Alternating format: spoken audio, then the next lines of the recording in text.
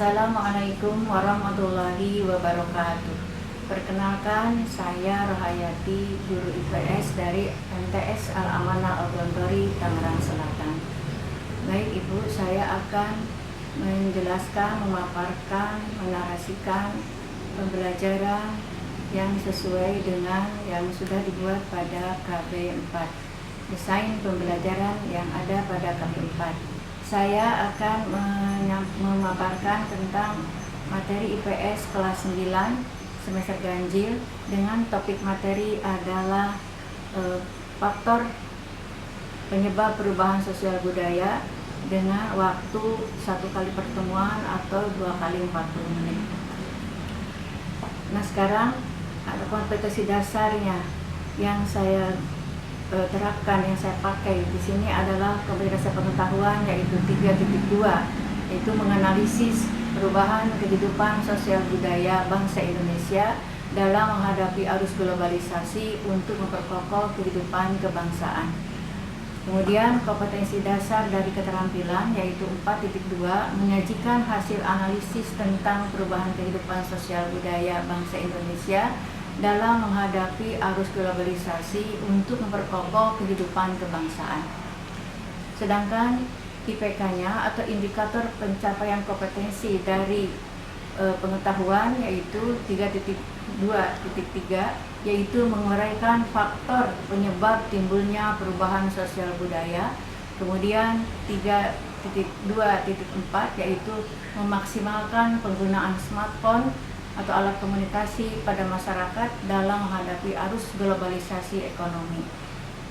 Sedangkan IPK atau indikator pencapaian kompetensi keterampilannya adalah 4.2.3, menyampaikan hasil identifikasi faktor penyebab timbulnya perubahan sosial budaya, dan 4.2.4 yaitu menyajikan hasil analisis penggunaan smartphone pada masyarakat dalam menghadapi arus globalisasi ekonomi.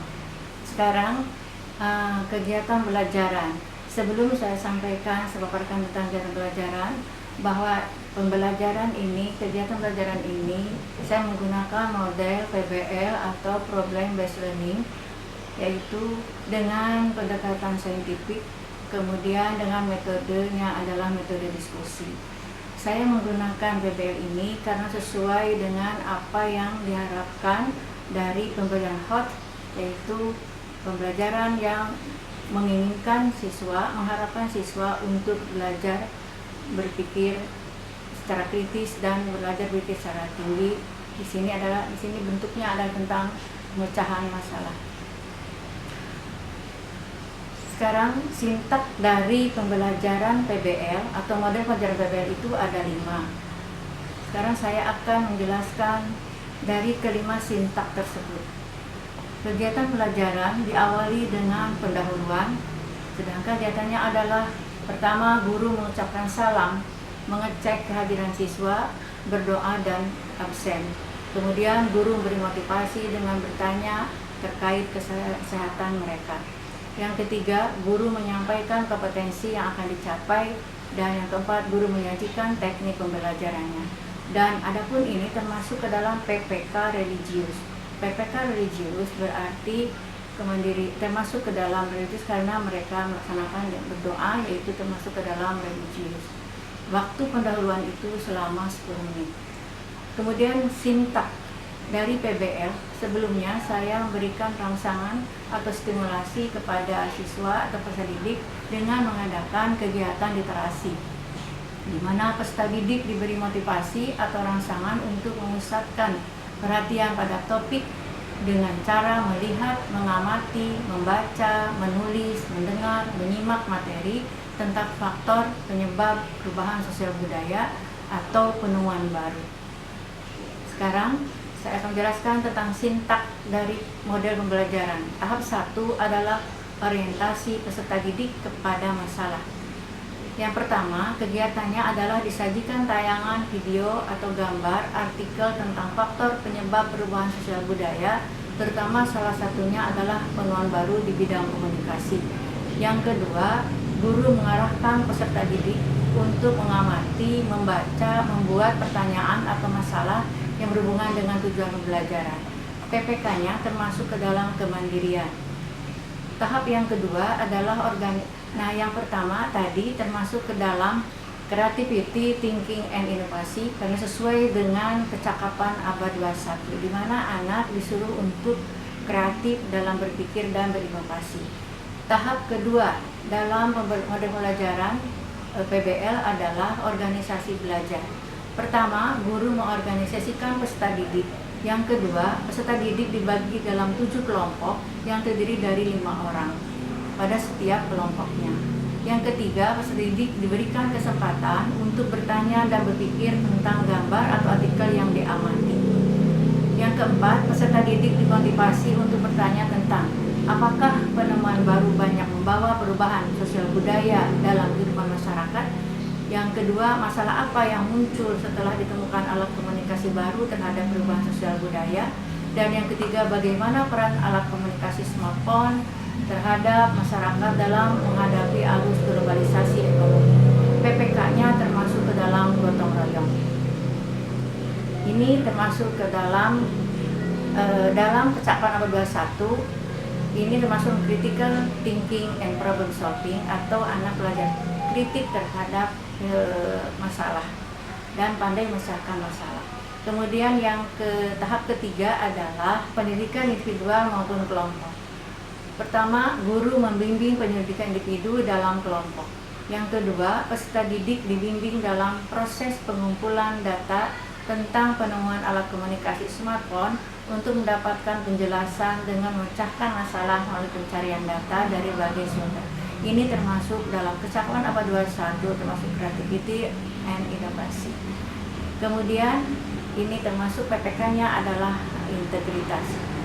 Tahap 4 adalah pengembangan dan penyajian hasil penyelesaian masalah. Pertama, peserta didik mengembangkan dan menyajikan hasil karya. Yang kedua, peserta didik berdiskusi untuk menilai, menelaah, penyelesaian masalah yang diajukan. Yang ketiga, setiap kelompok membuat laporan hasil diskusi.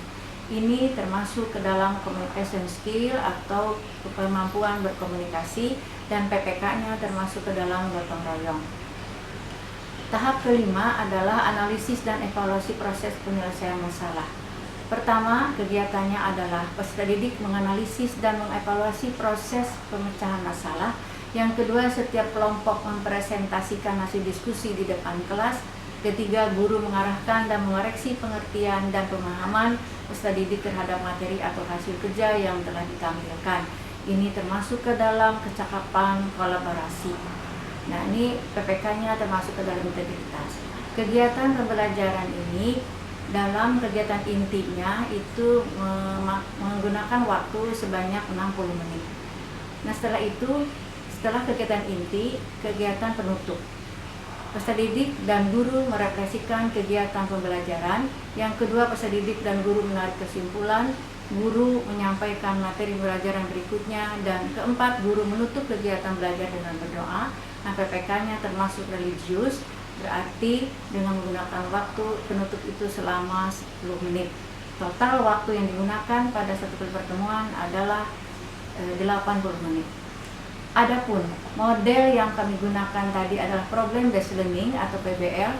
Medianya satu, gambar hasil penemuan baru seperti handphone, mobil, pesawat, dan penemuan-penemuan lainnya.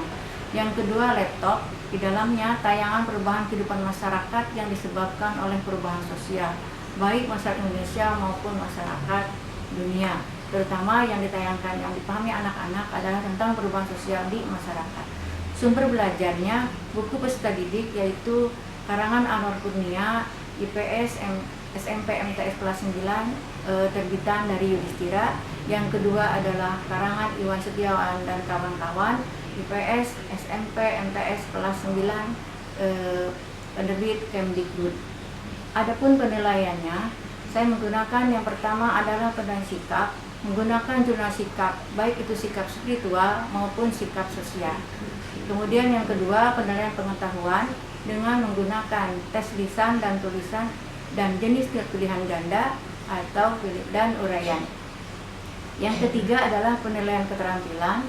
Saya menggunakan penilaian jenis non-tes yaitu penilaian produk dan penilaian kinerja pada kegiatan diskusi, presentasi, dan simulasi.